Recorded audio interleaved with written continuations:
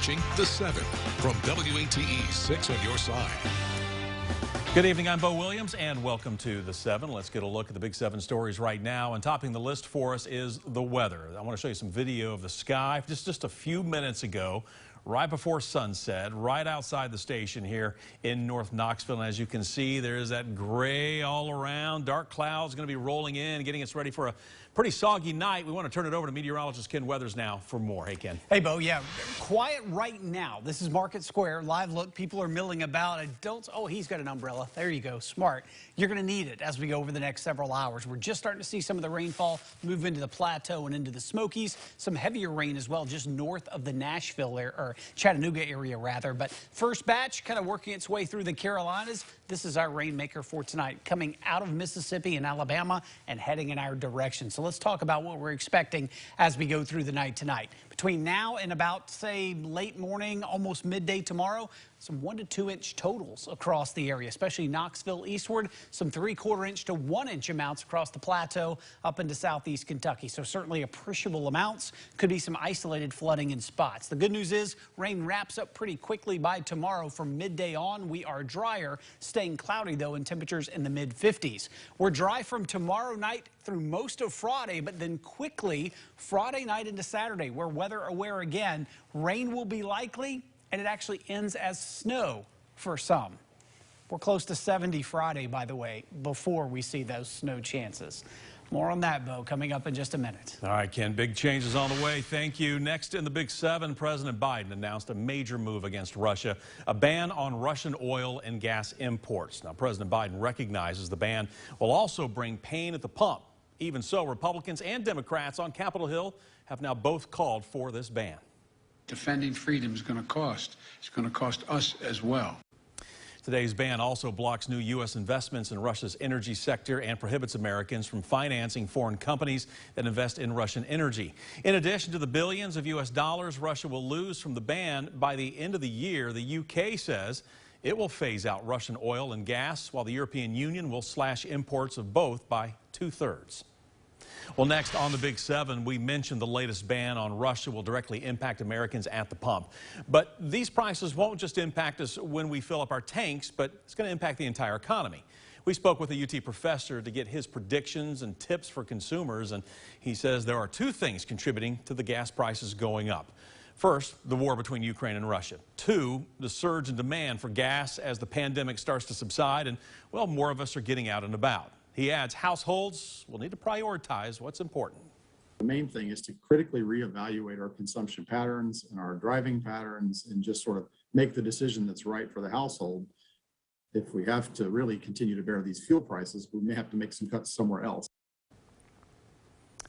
Yeah, Professor Bruce also notes we should expect to see gas prices elevated through the summer months especially, but we could be a small part of the solution as well. It will come down to being picky about when to drive places and when not to, keeping demand low.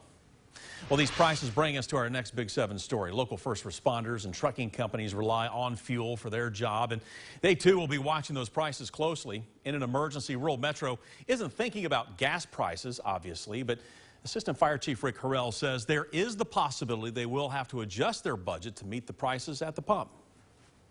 We budget right now roughly $30,000 a month for fuel, and so we're not sure exactly what those impacts are going to be moving forward. Rural Metro relies heavily on private funding from the community. They fuel around 35 to 40 trucks a day, each holding 20 gallons or more. Now, companies like Axle Logistics are watching prices closely as well. They are worried that if prices continue to increase, some of their partners could be in danger. The big concern, I guess, for us and our carrier partners, some of the smaller fleets and trucking companies that are on their own, you know, they're more apt to bankruptcy in this time and cash flow issues. Highest recorded average price of diesel, according to AAA, was in 2008 at $4.73. The current average right now, $4.72. Rural Metro says if gas prices were to continue to climb, the impact could result in taking money budgeted for areas like training and putting it toward fuel. Well, next on the Big 7, a local mom and her 3 kids recently flew to Ukraine to see a dying loved one. They made it in time to say goodbye, which happened to be about the same time Russian forces started bombing the country. Now tonight, the East Tennessee family is reunited and thankful that they have made it home safely. Veronica Kawada noticed her father's health declining and decided to head to Ukraine despite warnings of a potential Russian invasion. I felt that this is my duty as a daughter to be with him, to take care of him. And I told my husband that I need to leave the U.S. I need to go to him to spend these few weeks which left for him. Her father passed away just hours before the bombing began. That made returning home, though, a bit challenging. No airplanes, no buses, no trains. Everything stopped apparently in basically the split of a second. They eventually found a clear path to Poland, then boarded a plane there and are now safe back home in Maryville. Well, next in the Big 7, a federal judge says the Knox County Schools mask mandate is still in effect. This comes even with dropping case numbers, new CDC guidance, and with a lawsuit behind the mandate going to mediation. Now, earlier today, Judge Ronnie Greer issued a stay on the mask lawsuit, telling the sides to take the case to a mediator and work out an agreement within 60 days. The school board responded asking for guidance about what happens to masks in the meantime. Judge Greer's response to that, essentially nothing. And the requirement to report stats on mask exemptions is still in place. Well, rounding out the Big 7 for you today, one of the men accused in the death of fallen Loudon County Sheriff Sergeant Chris Jenkins appeared in a Roane County courtroom. We're talking about Christopher Savannah, the Texas trucker accused of hitting and killing the 20-year law enforcement veteran. Now today, several THP troopers took to the stand testifying on Savannah's state when he was arrested. The driver failed a drug test shortly after the deadly crash. Now, the first on the stand detailed the scene he walked up to and the moment he knew it was Sergeant Jenkins who was killed. Seeing the back of the Crown Vic as I'm scanning, kind of time just staying still for a second. You could hear everything, and I could hear his dog barking, and I could tell in the dog's bark how distressed he was. And as I'm scanning over, I see Chris's body.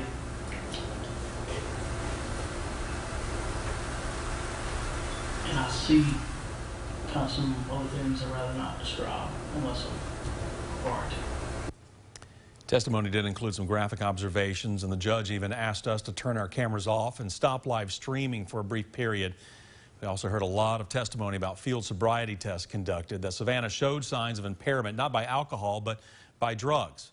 Troopers detailed finding marijuana and paraphernalia in Savannah's truck, and the detective said that he believed Savannah was impaired the day he reportedly hit Jenkins.